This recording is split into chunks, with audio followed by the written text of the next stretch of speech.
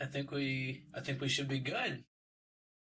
What is going on, everyone? Welcome back to Calvary's Cave. I'm Matthew, and today we're going to be taking a look at part 5 of our Berserk journey. We are going to be taking a look at Casca Chapter 3 all the way up to the survival mini arc inside of the Golden Age. Real quick, if you haven't already, feel free to hit that like button, subscribe, hit the bell for notifications so you don't miss a future upload. And a quick warning for you out there, we are covering spoilers in this video, so if you're looking for a spoiler-free review, I will be doing one once I'm finished with all of the major arcs. Right now, this being the Golden Age, I will do a spoiler-free review at the end of that. And if you haven't seen any of my other videos, feel free to click the link, check out parts 1 through 4 of this series, and without further ado, why don't we just get into it? So we cut to Guts, and he has gotten straight to work. He's wearing this full dark cloak, and Mira draws several different shots of him. It just looks amazing, and we see that he is at the Julius residence. Now, why could he be there?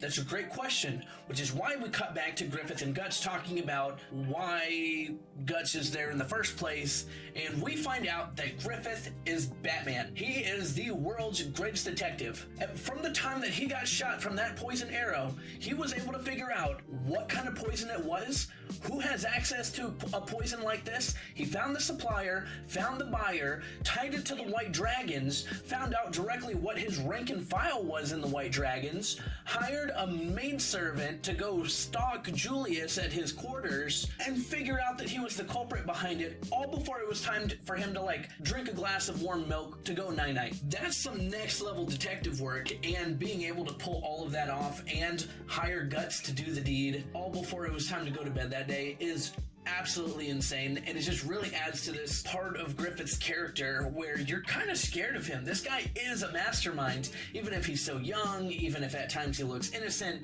Whenever he locks in, he is not playing around. And also in this moment, we get a fun little detail about Guts and Griffith and this dynamic that they have, and that's Guts really doesn't like Griffith to ask Guts to do anything. He wants to be ordered to do it.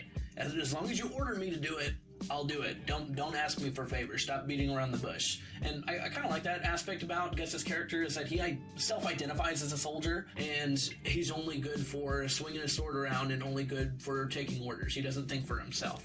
And I'm sure we'll get some character development in that regard, because at some point we know that he doesn't take orders from Griffith anymore. So, well, hopefully there'll be some dynamic change once something goes down. So we cut back to Guts' infiltration plot at the Julius residence, and he jumps over the castle wall. He finds Julius with his son Adonis, and Julius is treating him just like Gambino treated Guts when he was much younger, and you can see that Guts is sympathizing with Adonis. He knows exactly what he's going through, and that makes this mission just a little bit harder for him. So after Adonis' training with Julius, Julius runs off, and he's kind of angry. He needs his son to pick up the pace on becoming the new king of the kingdom, because it looks like Griffith is coming in hot. We don't have much time, and he's noticeably frustrated that his son is not giving him the results that he needs, but what can you expect? Your son is still a child. So while he's crashing out in his room, we get a cool little shot of him looking at some candles, and he sees that the candles are flickering. So it really shows that Julius has some level of battle IQ, he has some level of awareness,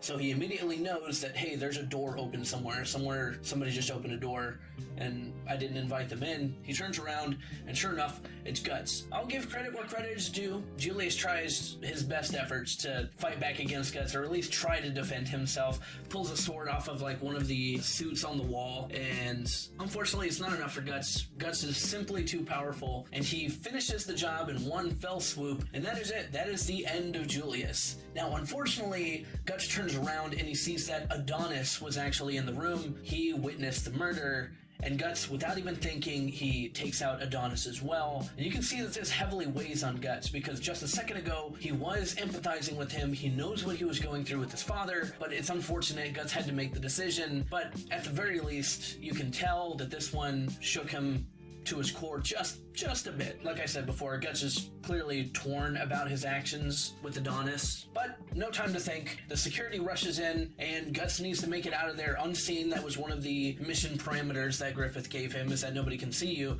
So he has to go on a killing spree. Any guard that sees him, he has to take them out. He tries his best to get away from the area, but it's clear that the entire castle has been alerted to what's been going on. Guts is having a hard time getting out. Now he eventually does. He jumps over the castle wall, and right as he's jumping down, he gets hit by an arrow, and once he hits the ground, he sees like a little opening into the sewer, jumps in, and passes out. While he passed out, he gets another nightmare sequence with Gambino, but this time, instead of Donovan, we see that Nosferatu Zod is now a character that Guts has nightmares about. It must have really struck fear into him, that one encounter that he had. And I'm pretty sure that this scene is trying to portray that Guts is afraid of becoming a monster himself, because just as Nosferatu Zod is about to finish the job, he like looks back at himself and you see Guts's face on Zod. I'm assuming that's what he's afraid of, but I could be reading too much into it. So right after Guts wakes up, he collects himself, runs back to the group, only to have Casca come in and berate him like, where have you been? You know, we couldn't get training done today, dinner's cold. But it doesn't really matter, because Guts is like in zombie mode, he is in soldier mode. Griffith has given him an order, and he's just finished the order. He needs to report back to him. So Casca finally understands what's going on. She tells Guts Griffith's location, and Guts leaves. But not before Casca notices that there's a hole in his arm from the arrow that slid in there once upon a time. So Guts makes it over to the ball that Griffith is at, and it looks like Casca's been stalking him. She's just trying to make sure that he's not making a fool of himself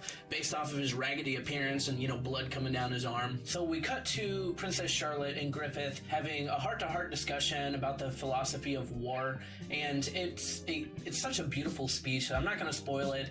You know, feel free to buy the manga yourself. Go over like beautiful scenes like that. I can't cover every single line, but just know that there's some amazing dialogue right here between Charlotte and Griffith. Guts and Casca can also hear it, and they're reflecting on their own lives. It's just one beautiful scene. I would highly encourage you to grab yourself one of the deluxe editions as well, just to show your support. Charlotte, of course, takes the opportunity to glaze on Griffith for a moment. Casca's clearly not happy about it, but what are you gonna do? So in the middle of this beautiful speech, we cut over to Guts, and it's clear that he is in awe of Griffith. He clearly admires him, idolizes him, but we also get to see that Guts starts to believe that Griffith is somebody that he cannot reach. His ambitions are simply too high. Charlotte is also in awe, and Griffith takes an opportunity to rizz her up in this moment because he's also eyeing that king position. But unfortunately, one of the hand servants comes in, and they inform Charlotte about Lord Julius and Adonis's passing. Now, Griffith cannot hide his smile. He knows that Guts was successful in his mission, and he's got this beautiful, beautiful smile yet again, and I'm going to show it in the background, and I'm sure you can see it. So Guts, after this moment, he leaves. He understands that Griffith understood that he had finished the job.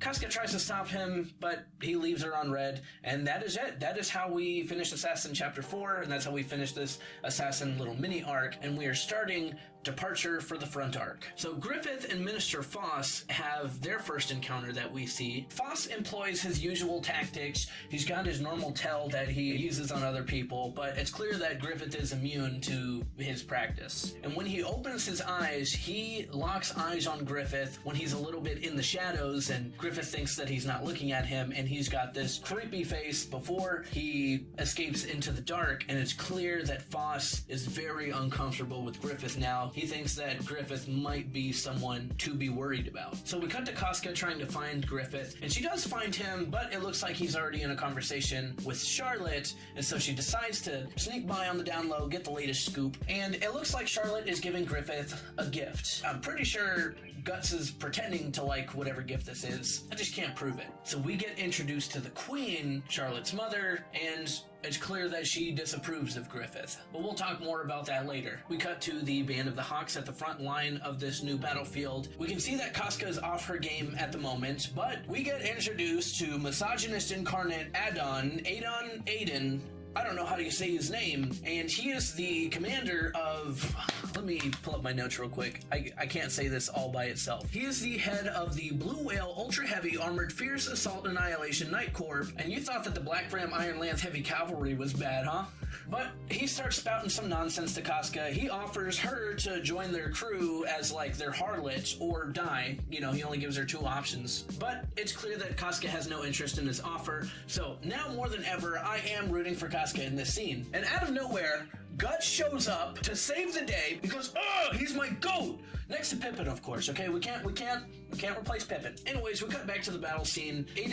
Adon, I don't know how you say his name, but he pulls his ults, but Guts is clearly more experienced than him, makes light work of him, brings down his giant sword, cracks his helmet in half, and he's got a boo-boo now. He's kind of mad about it. So Casca, in this moment, she passes out because of Guts' aura, and that brings Guts' attention over to Casca, and Aiden takes it upon himself to shoot Guts with an arrow, causing both of them to fall off of a cliff. Now, we cut to the crew who witness them falling off, and they, look over the edge just to make sure that he's okay. Kind of reminds me of that one shot with Gimli after Aragorn fell off with the scout battle with the wargs. That's kind of what that reminds me of. So Casca passed out, and she's at this time unresponsive. Both her and Guts are alive. They did survive the fall. Who would have guessed? So Guts puts his feelings aside and takes this opportunity to save Casca. We cut back to Griffith, and he's hearing about the news that both Casca and Guts fell off the cliff. But at this point, he's also unresponsive. He has nothing to say in this moment, but I'm sure we'll find out very shortly what he was thinking. So we cut back to Guts, and he's trying to revive Casca. He figures out what's really going on in this situation, and for a moment there, he shows his respect for the women who put their lives on the line in battle. So Casca wakes up, and she realizes the situation that she's in. She immediately gets up. Casca and Guts have a back and forth with each other,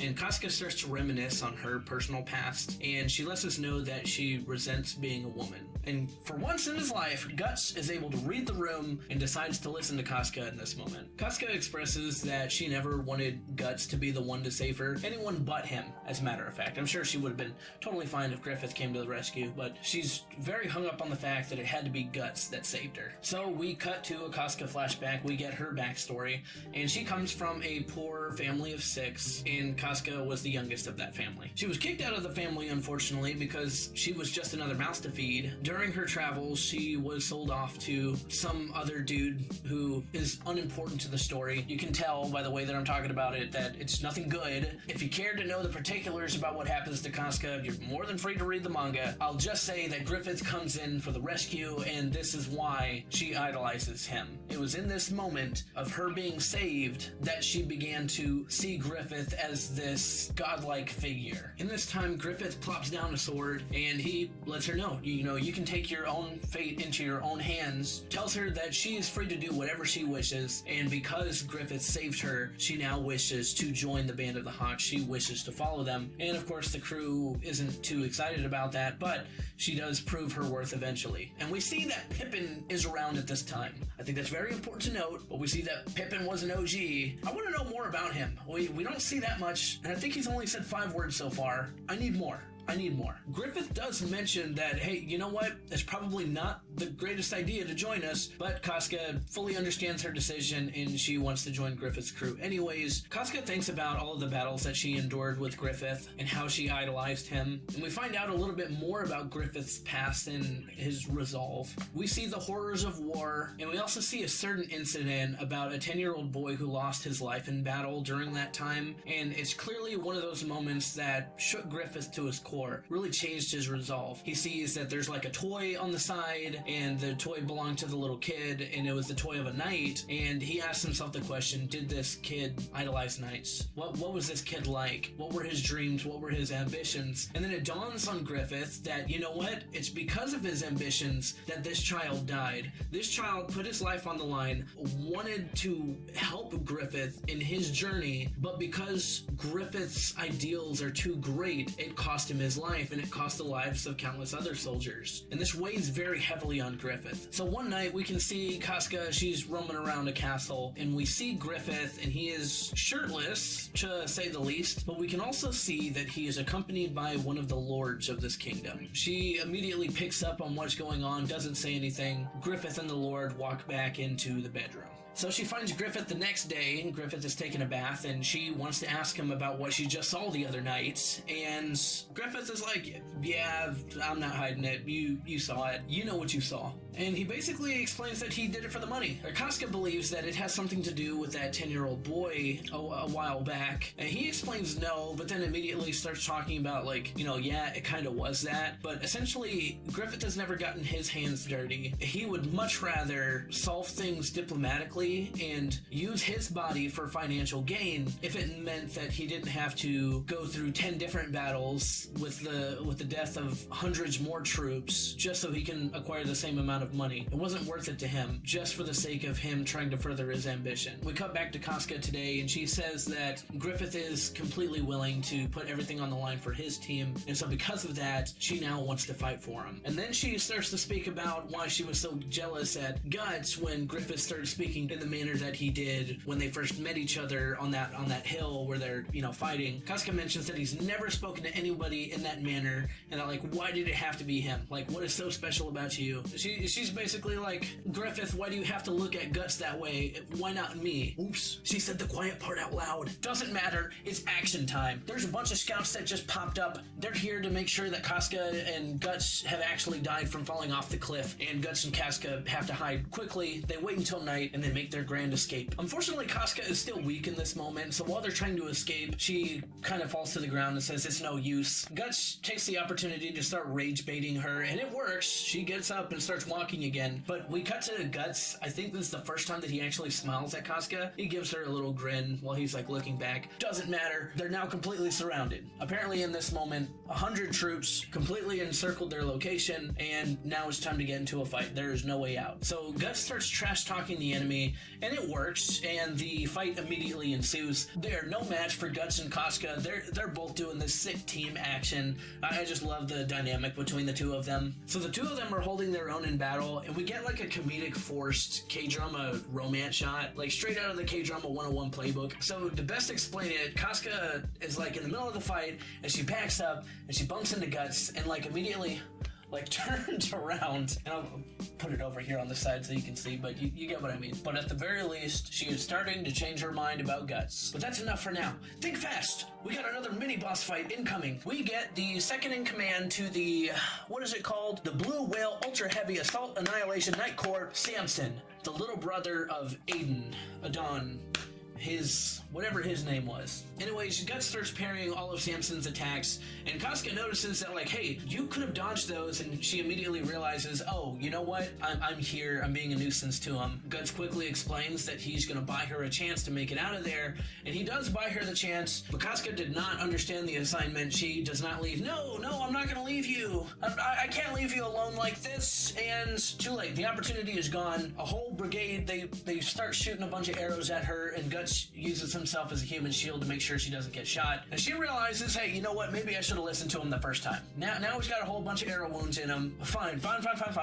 I'll leave. So she leaves. She says she's gonna go get help. Just don't die until I get back. And that's exactly what she does. And in this moment, Guts kind of has a speech that reminds me of Grunt in Mass Effect 3, like when he's trying to help Shepard get away from the altered Rachni. It reminds me of that scene. Shuttle's down that path. I'll hold him off. My turn. Anyways, Guts jumps in heroically. He really is holding his ground against so many. We do get a little bit of comedy in the fight, though. Like, you can see that the mercenaries are trying to, like, not fight Guts anymore. It's clear that he's way more powerful than they are. And they're like, you know what? We don't get paid enough for this. And the leader, he's like, well, what about my brother? And they're like, what about him? He got himself killed. Does that mean I have to die too? And then it turns out that these mercenaries are easily swayed by money. He offers to quintuple their pay and give them, basically whatever they want. And they're like, you know what? Yeah, okay. And so they, we get back to fighting. But I just thought that part was a little comedic. So Guts is wounded. He's got that arrow wound on him. He also got another arrow wound on his hands. And so it's starting to look bad for Guts. And we get another sick shot of him being completely surrounded. And he says the meme, we're like, oh, this just got interesting. When he's clearly got his back against the wall. Another funny meme moment. So we cut back to Casca, and it looks like it's too late. The enemy is caught up to her. So she's trying her best to defend herself, but she immediately gets pinned down But luckily, everyone else in the show is an NPC because this random dude, he starts monologuing about what he's gonna do to her. She takes that opportunity to grab a nearby branch and she sticks it into his eye, giving her an opportunity to grab her sword. And right as soon as she's about to retaliate, a whole horde of arrows comes in from behind her and takes out all of her pursuers. Who could it be? It's Judo! Casca quickly explains the situation and they all rush back to go save Guts. But when they get back, we can see that Guts finished them all off. And we get the sickest shot of Guts of him holding his sword like a fallen knight. Oh, he's so cool! Ah! Look! It's so cool! So Casca runs in to wake him up, and we can see that Guts is just fine, and we can see that Casca has the first genuine smile when taking a look at Guts. Tears of joy. We've been waiting so long! She has officially been turned into another fangirl, like myself. So we come back to camp, we get some awesome banter with the Band of the Hawks again. Casca wants to see how Guts is doing. They head over to the med bay. Looks like Guts is doing just fine. Doctor says that, he can't go any further in this campaign. Guts is, making a fuss about it. But Casca is showing to the rest of the crew that she's starting to actually care for Guts in this moment, and everyone's like, something off about you? You want to tell us what's going on? But at the very least, it's very clear that she's greatly appreciative of Guts' efforts in the forest. So at night, everybody's partying, everyone's having a good time, and Judo finds an opportunity to find Casca, tells her to come follow him, you see what he has to say, and he later reveals to Casca that, hey, you know what? Griffith did fight so hard for you to come back. He was the only one, sticking his neck out for y'all. Y'all were imperative to the survival of the Band of the Hawks. So Casca lets out some more tears of joy. Everything is happy. It's beautiful. Judo is noticing that Casca is really starting to show a soft side. And a quick side note, Judo also hands her over some magical elf dust that helps heal. And that'll be a little bit important in the next scene. Casca leaves and sees Guts sitting by a tree. Guts is looking cool as always. And right as she is about to approach him, we hit the end of the Casca storyline and the survival mini arc. And I think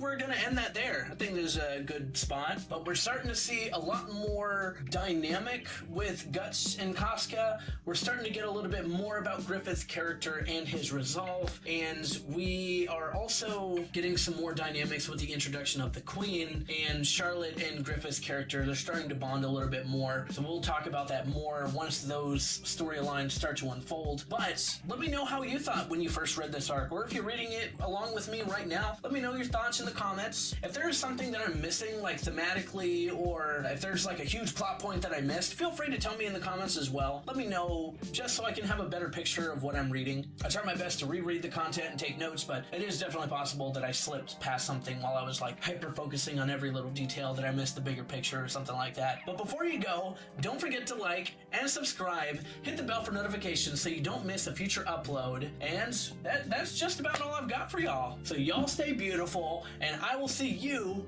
in the next video. You still here?